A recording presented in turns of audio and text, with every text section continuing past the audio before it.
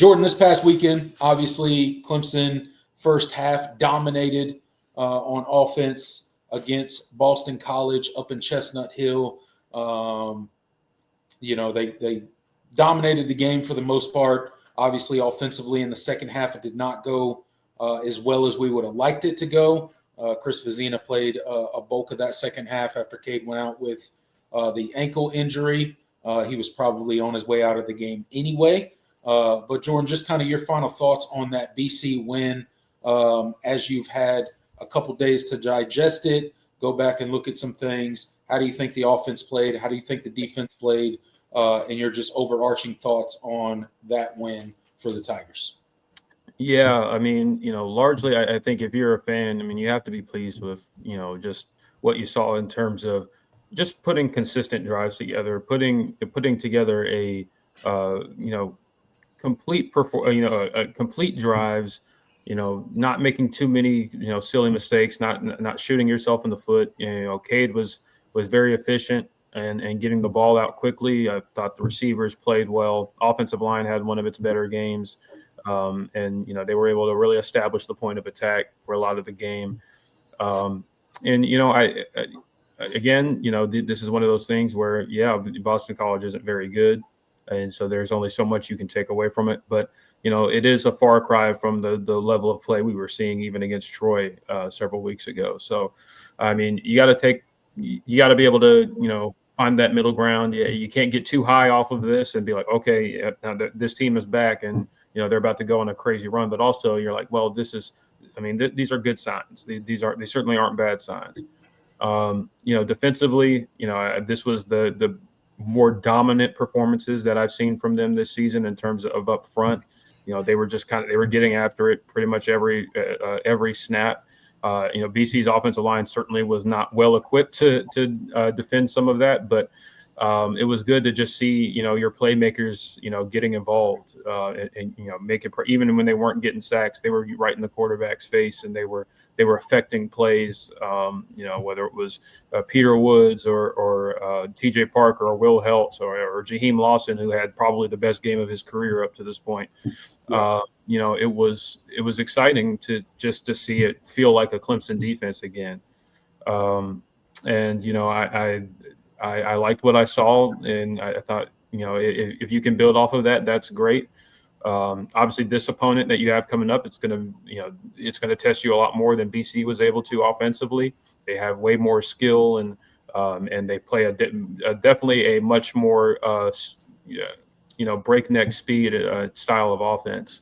That's going to put a lot more pressure on you as a defense, but. Certainly not a bad performance to head into this game with. So I was very pleased with them, and it was a fairly complete performance by this team's standards. Yeah, the second half they didn't score a lot. They only scored 7 points. You would like to see the backups, make more of an effort, and not make more an effort. I don't think it's an effort thing. Make more of a you make more competitive drives, but. I think it was improved from North Carolina, where they flat out just weren't generating any offense. I think it in the second half against BC, it was more they couldn't finish drives. They got in the red zone quite a couple of times. They ran the ball pretty effectively. Chris Vizina just he made some mistakes, but I also didn't care for some of the play calling while he was in there. And so I'm not going to take too much of it. We've already talked about it. It's we know at this point this team just doesn't have that kind of depth right now, and we're not. When those guys get in, they're probably not going to look all that great compared to the first teamers. So it's not acceptable by any means, and that's not where Clemson used to be, and that's not where the standard should be, and that's certainly not what Dabo wanted to see when he put those guys in, but.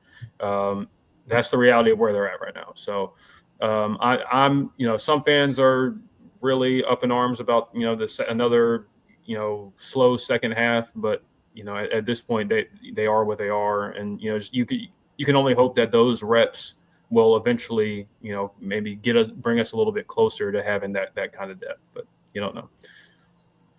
Yeah, I mean, at some point in time, you got to develop your depth, right? And it was a luxury these past two games against North Carolina and Boston College to be able to get a lot of guys in there and develop some of that depth.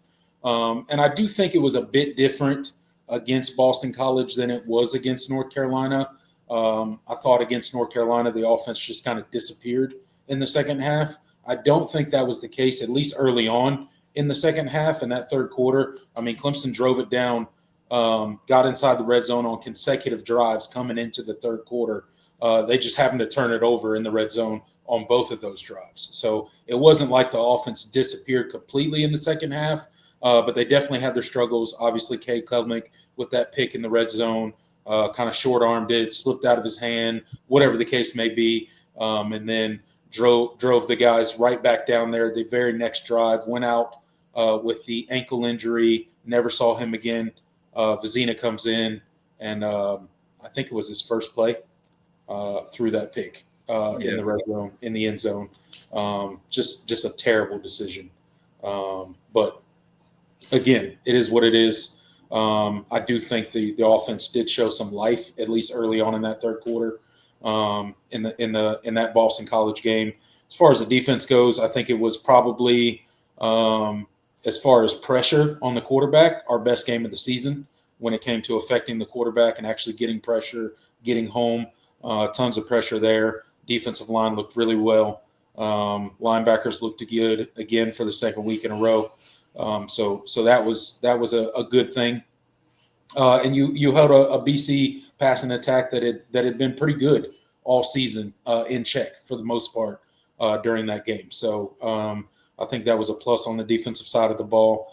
Offensively, again, it was a massive explosion in the first half. Second half didn't go your way, but again, you had those first two drives where you just unfortunately turned the ball over. But overall, I think it was a net positive against BC. Now, granted, the past two games that Clemson has played, North Carolina and Boston College both, not very good teams, right? So take it with a grain of salt.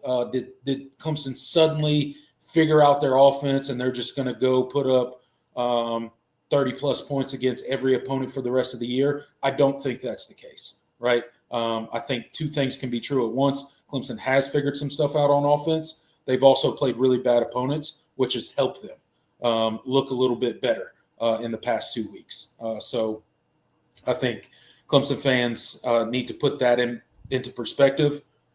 We're going to find out this week a little bit more of, is this team truly improving? Are they truly figuring stuff out? Are they truly coming into playing better as a unit against SMU in Death Valley, 3:30 kickoff? It's going to be on the ACC network. So we will see more to follow, if you will, on how improved the Clemson Tiger offense is and the defense for that matter. So overall, I think it was a really good game.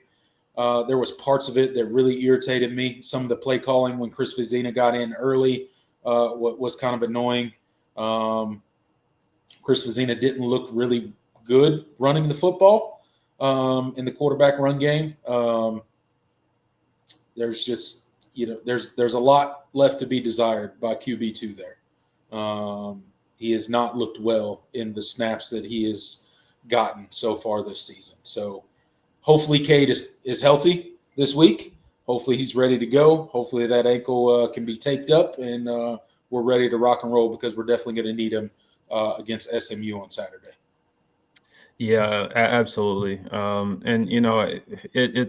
that's really the question. That second half, how much of that is going to roll into this week? With Cade being potentially limited. Definitely expect him to play. The question just is like, how does that affect their game plan? How are they going to run him?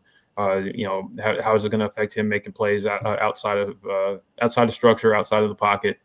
All those things, we won't really know until we see on Saturday, because they don't have to, they have to release injury reports, but they don't have to release like capability reports. Is he at 100% or not? So, yeah. Those injury reports are about as insightful as The depth chart. Yeah, as the depth chart. Yeah, go look at Clemson's depth chart. Go look at their injury report. What can you gather from those two things? Literally nothing. Nope. Literally nothing.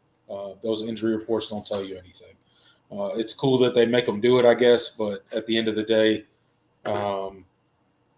it doesn't really tell you anything about what the health of anybody that's on it. So